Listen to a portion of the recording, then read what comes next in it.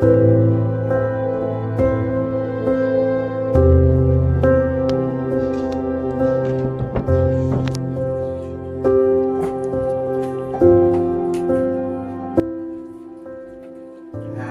birthday to you.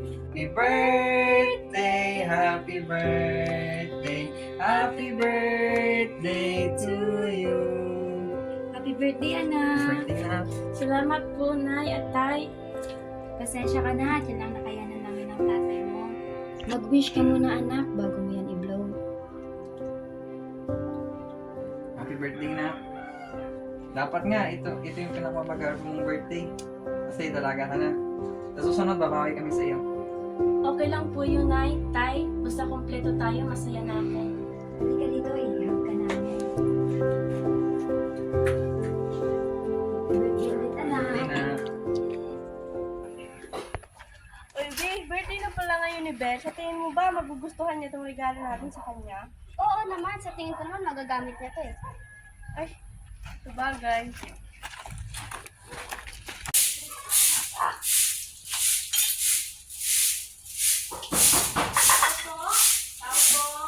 O anak, andyan na yata yung mga bisita mo. Puntahan mo na.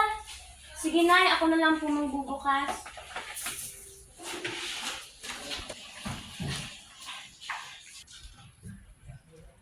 Hello, Belle! Happy birthday! Ano pala yan? Siyempre, birthday mo eh.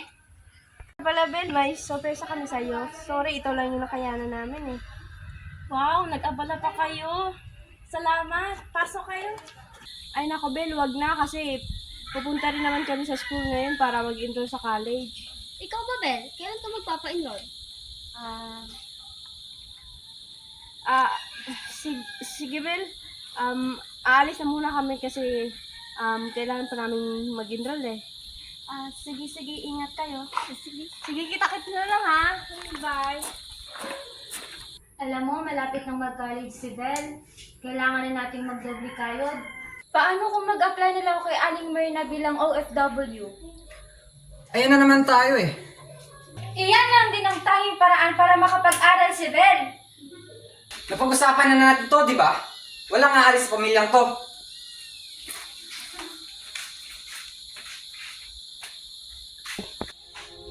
Ito lang din ang paraan para makapag-aral si Bel.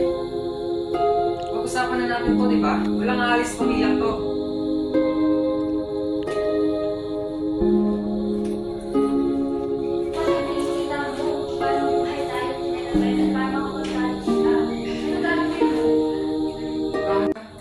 Bakit nag-aaway si nanay at tatay? Makakapag-aral pa ba ako? Anong gagawin ko? Maren Kate? Opo. Oh, Mare, dyan ka na pala. Ready ka na ba? Oo. Buo na ba pinag-desisyon mo? Oo, nakapag-desisyon na rin kami mag-asawa nga alis ako at ihatid pa nga kang Blay. O siya, tara na. Alis na tayo. Sige, sandali lang. Tatawagin ko muna sila. Halika na, tawagin mo na yung papa mo. Aalis na ako. Oh, Nay. Tay, halika na. Kailangan na.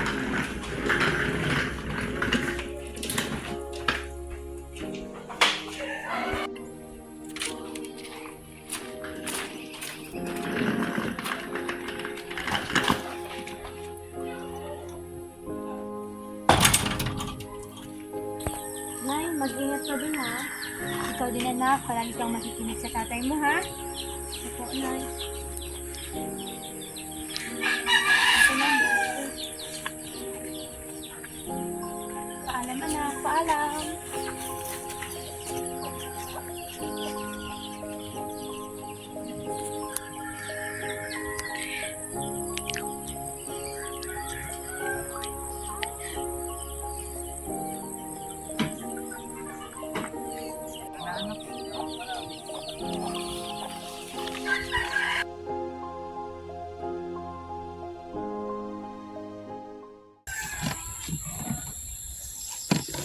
O pare, kamusta na kayo? Di ba umalis si Maring Kate? Yun nga pare. Umpisa nang umalis siya. Nagkandaletse-letse yung buhay namin. Paano nagkadaletse-letse? Di ba nag-abroad nga? Alam mo ba yung feeling na nangungulila? Kawawa! Ano naman magagawa mo eh? Kayo lang namang dalawa ng anak mo. Tagay na lang natin yan. Sige nga, tagay na lang natin yan. O, ikaw naman, tagay. Thank you. Hoy mga walang hiya, magsiguwi na kayo! Ano ba yan, pare? Ay, paano ba yan, pre? Wala Ubus na. nang laman. Tara na pare. Hinahanap ako ng asawa ko. Tara, sige na lang. Next time naman.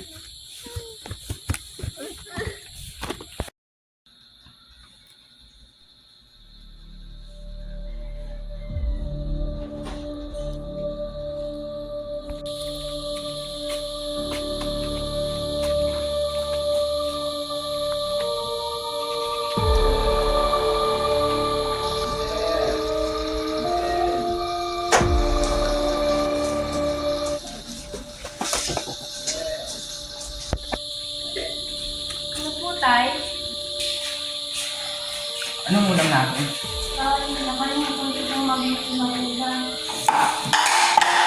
Lagi lang bang ganito? Hindi dahil sa'yo. Di sana nagkandali. Tay! Masakit po, Tay! Hindi po kayo.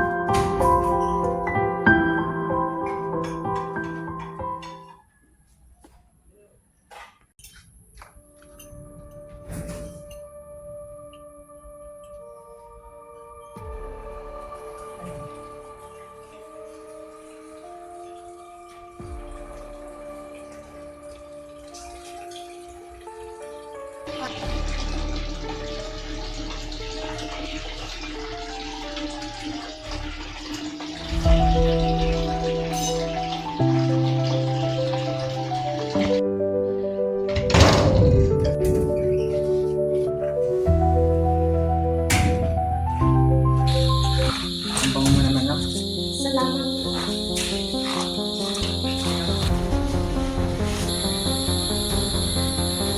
Nalaga ka na talaga, anak.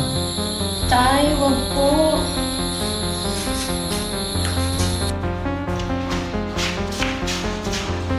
Tay! Tay, wag po! Tay! Tay, wag po! Tay! Tay! Tigilan niyo na po ako! Tay! Tay, tigilan niyo po ako! Tumahimik ka. Tay, maawa po kayo!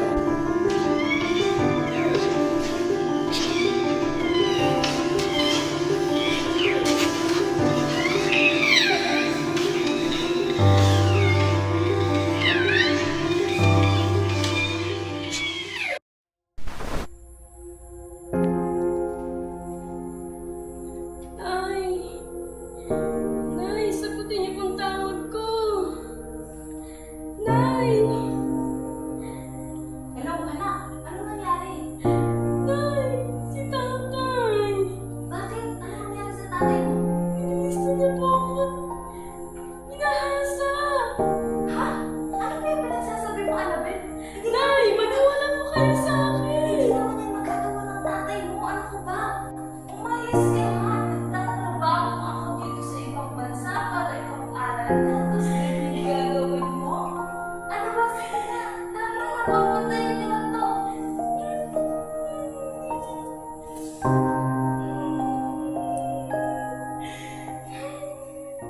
Kamusta na kaya si Ben? Ilang araw siyang hindi pumapasok ah. Bisitahin ko kaya? Tao po. Sino yun? Ben? Ben? Ben? Ano nangyari sa'yo? Bakit? Si Tatay! Bakit ano? Hinahanap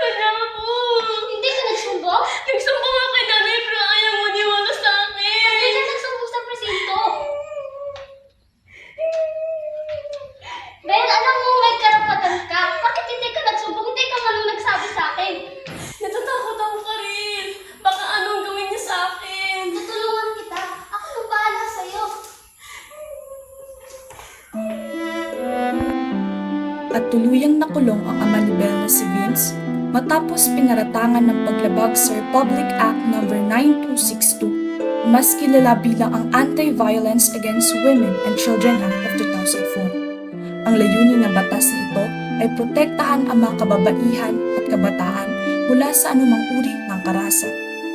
Si Vince ay pinatawang parusang pagkakakulong mula sa 6 hanggang 12 taon dahil sa mga kasong pisikal, sexual at psikolohikal na pang-aabuso laban sa kanyang anak.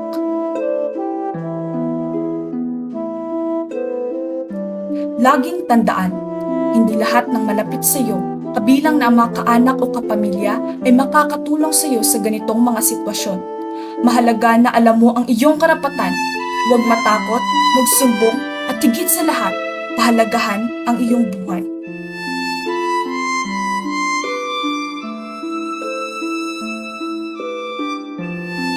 Bawsi ating tuldukan, ating karapatan ay pangalagaan.